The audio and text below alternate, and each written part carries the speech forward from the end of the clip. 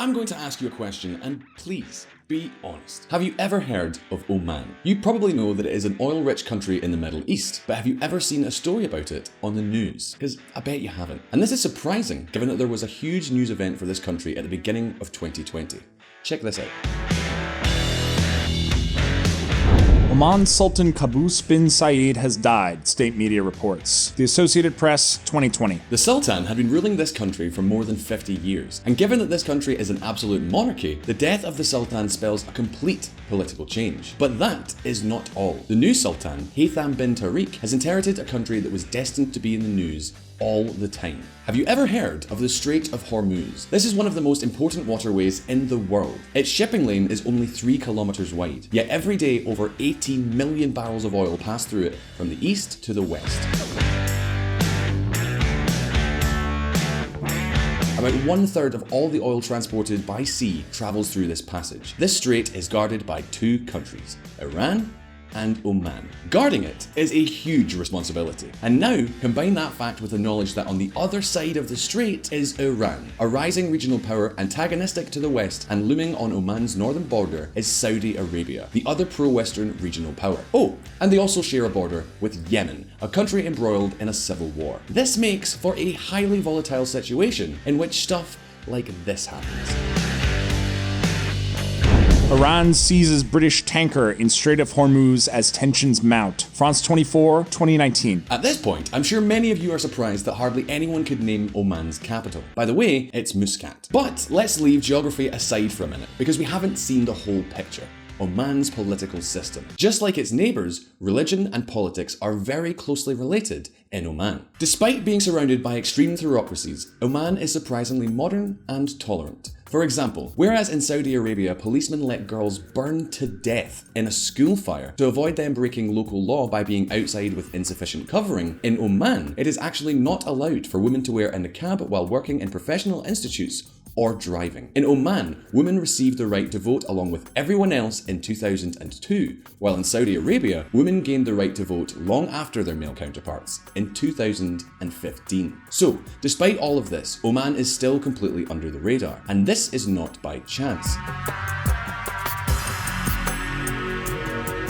The previous Sultan went to great lengths to make sure his country would maintain friendly ties with everyone, so Oman has managed to stay away from any conflict. In a way, we could say it is the Switzerland of the Saudi Peninsula, except that they are not as rich. In fact, Oman is just a middle-income country, which makes them the second poorest country in this oil-rich region. So now, the question is, what challenges will a new Sultan face? What is going on in this country? How can it be such an important enclave, yet we almost never hear anything about it? Today, we are going to answer all of these questions, but before we do, as always, let's look at some history. The fifth wheel of Islam. In order to discuss Middle Eastern politics, you must first understand its religious divides. You see, there are 2 major branches of Islam. The most popular of all is Sunni Islam. Almost all the Muslim majority nations belong to this branch. Then we have Shia Islam, which makes up the majority in 4 countries: Iran, Iraq, Azerbaijan, and Bahrain. As you know, the relations between Sunni Islam and Shia Islam are far from friendly. The Cold War between Saudi Arabia and Iran is rooted in this religious rivalry.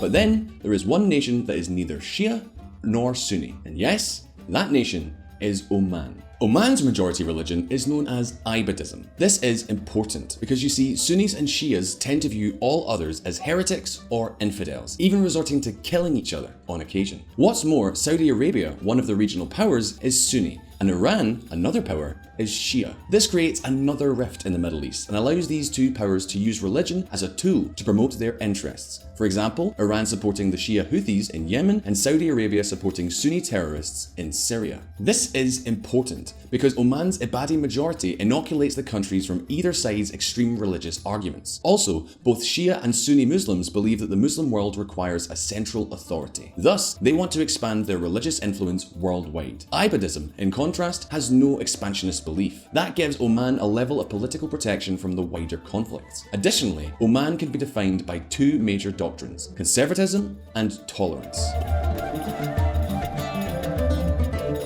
British observers of Omani rule in East Africa commented that Ibadis were the least fanatic and sectarian of all Muslims, and openly associate with people of all faiths and pray together with Sunni Muslims. Hostile action is reserved for one type of person, the unjust ruler who refuses to mend his ways or relinquish his power. Valerie Hoffman, professor of Islamic Studies, University of Illinois. As opposed to many Sunnis who take a convert or die approach, Ibadis are unlikely to attack those who they view as kuffar or sinners, preferring instead to take a stance of ostracization and social isolation. This is definitely a long way from being completely tolerant and open-minded, but still, it is better to be ostracized than killed. So, I know what you're thinking. We said that Ibadism is defined by tolerance as well as conservatism? How is it possible to mix those two? Make no mistake, Oman is not aggressive towards non-believers, but that doesn't mean they have always been particularly modern. In fact, during most of the 20th century, Oman has been the most backward country in the whole Arabian Peninsula. They were so attached to tradition that for a long time, modern things like umbrellas and sunglasses were forbidden. How is that possible? Let's take a look. Better late than never. In 1932, Said bin Taimur inherited the Sultanate of Muscat and Oman, as the country was known at that time. Now, when Taimur was younger, his father made sure no un-Islamic ideas would influence his education or philosophy. His father was successful in that he created someone who was a very traditional and conservative Muslim. In fact, maybe too conservative. Just bear with me for one moment as I list some of the things that he banned. Music, movies, singing, dancing, photography, newspapers, electricity, flashlights, umbrellas, and Western dress, including the sunglasses. Yes, you heard that correctly. In one of the sunniest places on Earth, sunglasses were forbidden. Even riding bicycles required a permit, and anyone wanting to travel abroad had to obtain the Sultan's personal permission. Regarding bad health habits, Oman had a hardcore take as well. Smoking was punishable by flogging. That's another country that I could never go to. Another reason this country stayed locked in its traditions is that oil wasn't found in Oman until 1962. That is almost 25 years after Saudi Arabia. All of this helps explain why Oman is still not as rich as its neighbours. But if all this weren't enough, the country has also suffered 2 civil wars in less than 2 decades. That's right, Oman has endured not 1, but 2 civil wars. I bet you are now wondering how it is possible that you've never heard of this country before. Right? Everything started back in 1951. That year, Oman lost its British protectorate status, making it a proper independent nation. But the Brits were not willing to cede control of this country so easily. Even if oil hadn't actually been discovered yet, it was known that the country had undiscovered oil beds. And this explains the UK's full support to the previous ultra-conservative Sultan.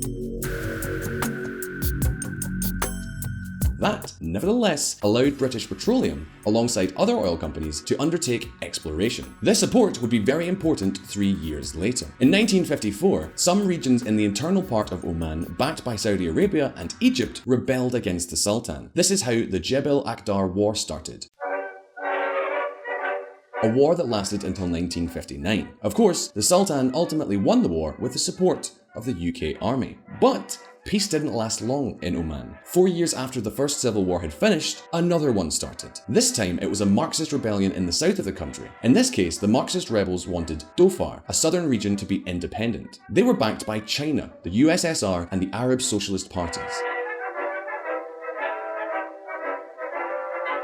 This time, the UK and Iran helped the Sultan of Oman to defeat the insurgents. And yes, I did just say Iran and the UK were fighting side by side in the same war. Remember that this was the 1960s. Back then, Iran was ruled by the Shah of Persia and was an ally of the West. During this war, more than 700 Iranian soldiers died fighting the communists. And this explains why Oman still maintains friendly ties with Iran today. Also, fun authoritarian fact, the Sultan became paranoid during these rebellions and actually banned conversations lasting longer than 15 minutes. No, really.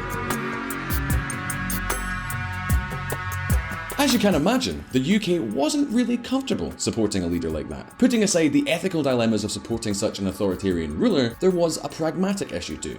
After all, we're talking about the Brits. Supporting a fanatic who can't even maintain stability within his own country is bad for business. So, in 1970, there was another uprising against the Sultan. Only this time, it was a bloodless coup d'etat, supported by the British themselves. So you could say that the UK put Said bin Taimur into power, and that the UK got rid of him when they'd had enough. His successor was the man you see in this picture.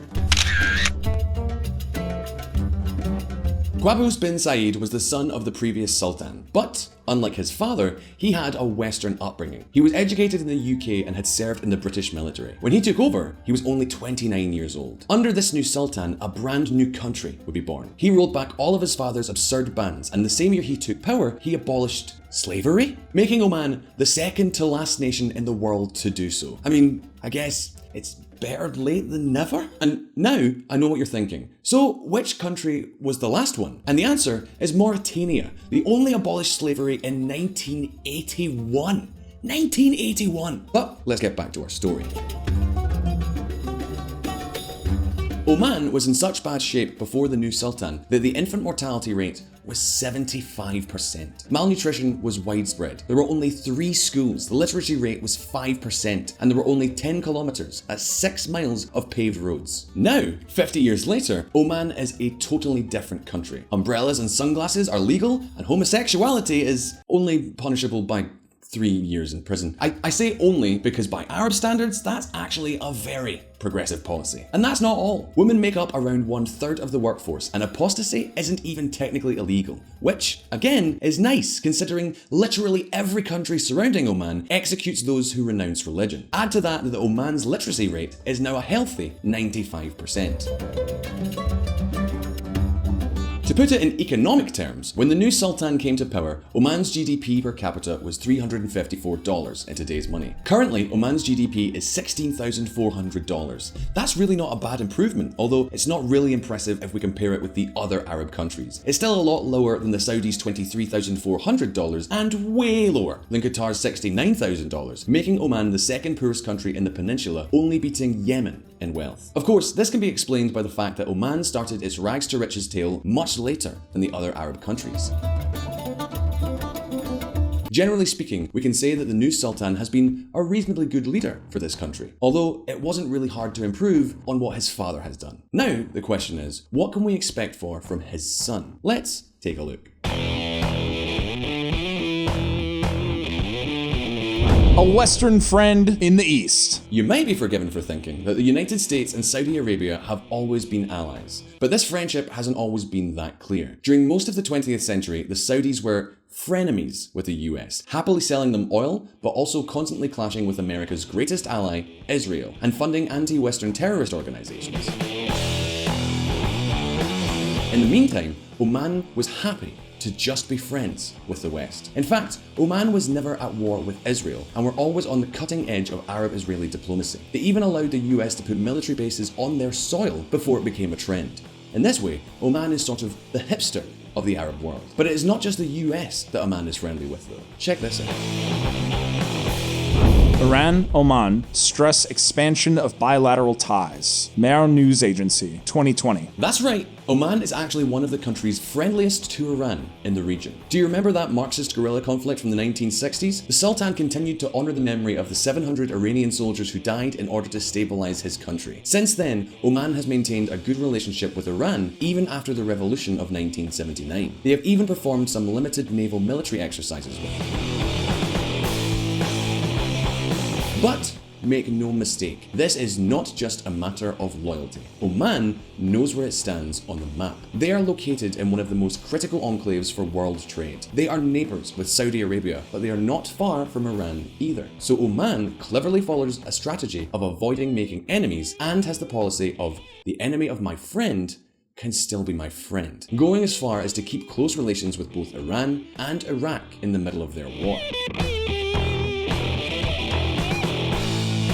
This is all part of a cunning strategy. You see, Oman is a relatively small country and an incredibly important location, surrounded by bigger and wealthier powers. All of them would want to dominate Oman if it weren't for the fact that Oman makes sure it stays in everyone's good books. For example, many Gulf states isolated Qatar in 2017. Qatar was also friendly with many groups such as the Muslim Brotherhood, as well as many other terrorist organizations.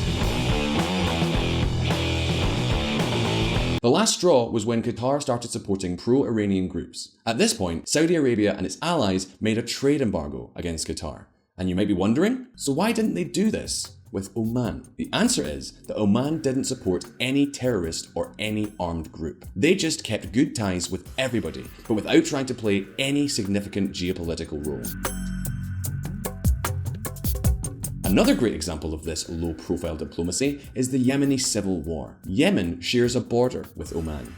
But instead of supporting either of the two contenders in this war, Oman is just securing its border and supplying humanitarian aid. I mean, really, if every country in the region was like Oman, the Middle East would be a peaceful place. And Oman achieves more with these friendly relations with their allies' rivals than just acting on cynical power plays. Oman is an important diplomatic hub. For example, the Joint Comprehensive Plan of Action, aka the Iran nuclear deal, was negotiated in Oman. This explains why Oman rarely appears on the news, and when it does, it's for things like this. Oman foots $1 million bail to free U.S. hikers. 2 American hikers who had been jailed in Iran for over 2 years were released on Sunday after the Sultan of Oman paid their $1 million bail. Sultan Qaboos bin Saeed also paid for the release of a 3rd American hiker, Sarah Shroud, last year. The Atlantic, 2011. But all this was the work of Sultan Qaboos. The new Sultan, Mr. Haytham bin Tariq, has inherited a much richer and more modern country that has friendly ties with all its neighbours.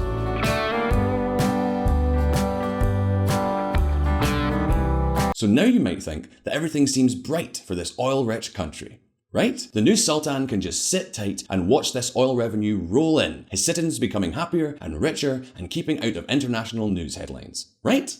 Well, far from it. As so often happens with all the countries in this region, Oman is extremely reliant on oil. More than 80% of the government's revenue just comes from this sweet, sweet dinosaur juice. And this is one hell of a problem when oil markets go down, which is exactly what is happening now.